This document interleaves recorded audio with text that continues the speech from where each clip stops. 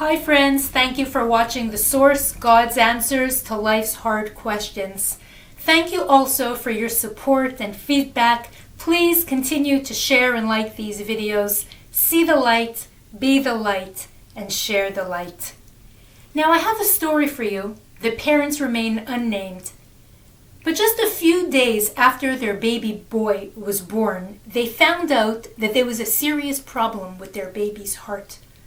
The doctors told them there appeared to be a hole in one of the ventricles.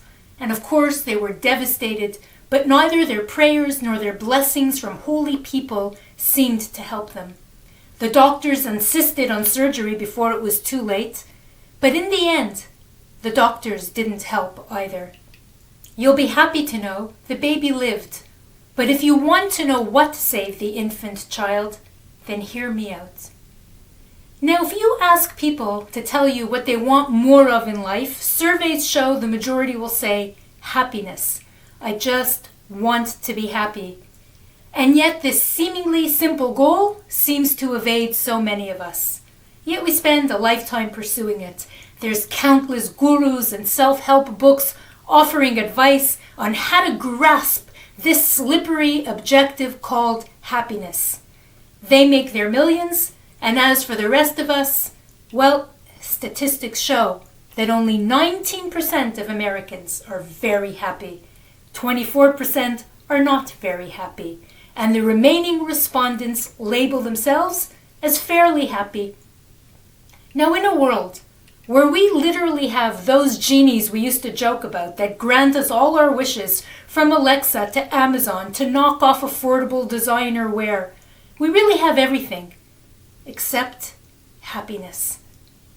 But the ancient Jewish teaching of the Mishna teaches us the trick to happiness in one sentence posed as a question. Who is rich, contented, satisfied? One who is happy with his lot. A person who's happy with what he has. Happiness, my friends, is a state of mind that is reached through one thing alone: gratitude. Gratitude is the means through which we discipline ourselves to appreciate what we have now and in the moment.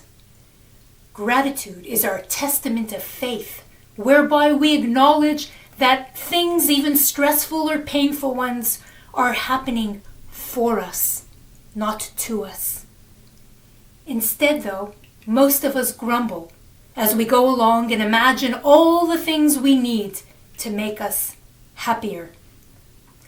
But when we live in gratitude instead of batitude, which is a bad attitude, we focus on what we have instead of pouring destructive energy into what we lack. As the expression goes, where focus goes, energy flows. Yet unfortunately, an even more popular sentence starts with, I'm grateful, don't get me wrong, but. There is always a but. Know in Hebrew that the word but, aval, is spelled the same as the word evel, mourning. Doubt leads to mourning. The but allows us to pivot to sadness and complaints. When we live in gratitude, there are no ifs, ands, or buts, and that is why the first thing a Jew says every morning before getting out of bed is thank you. Living in gratitude is to live in faith, and it is actually transformative. Modern science proves this to be true.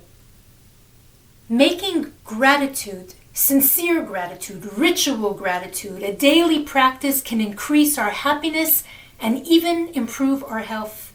It reduces cortisol in the body. It reduces depression. It improves relationships. It improves productivity and loyalty in employees. It also has a pay-it-forward impact. Now, modern day people might be inclined to roll their eyes when they hear that King David and the sages advocated saying 100 blessings a day, phrases of thanks, in order to ward off a plague. Today, science shows practicing gratitude keeps us healthy. And in case you're interested, it also stopped the plague. But being thankful and grateful is not only a state of mind. It has to be reflected in actions. We have to think thanks and also speak it and do it. And so, in this week's Torah reading, Tavo, Moses tells the Israelites that when they come to the Promised Land, they are to bring the first ripened fruits to the temple to declare gratitude for all that God has done for them. And though today there is no temple to bring fruits, we can and must still express our gratefulness by giving charity, by praying every day to God for all we have and all we are, by doing mitzvot, by saying thank you to people we interact with in our lives. People need to hear it, and we need to say it. Now, both personally and professionally, I've known too many people who have a use them and abuse them mentality.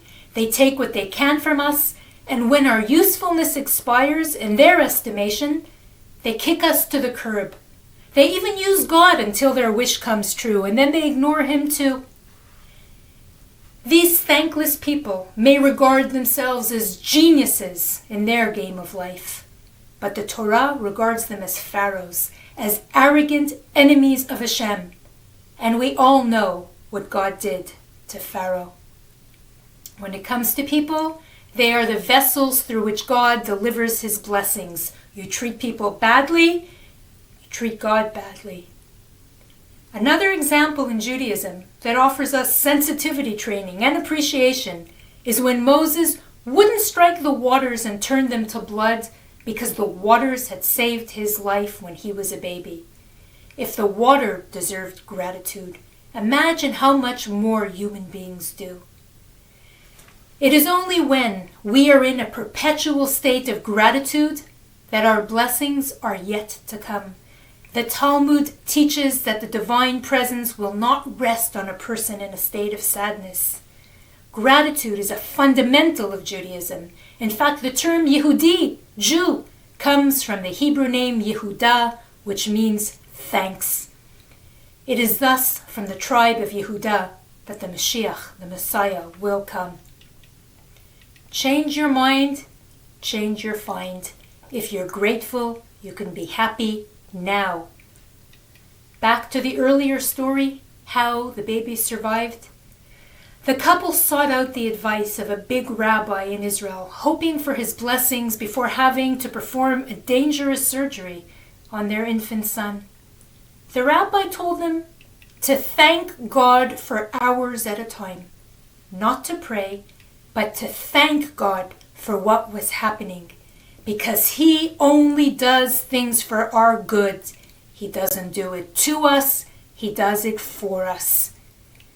They committed themselves despite the difficulty and emotional ambivalence, and they thanked God for hour on end, even as they waited in the waiting room as their baby was being prepped for surgery. My friends, the power of thank you. The surgeon catheterized the baby only to discover that there was no hole in his heart at all.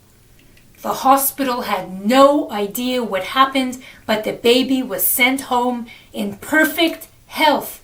No surgery was necessary at all. Thank you, my friends, is the key to life.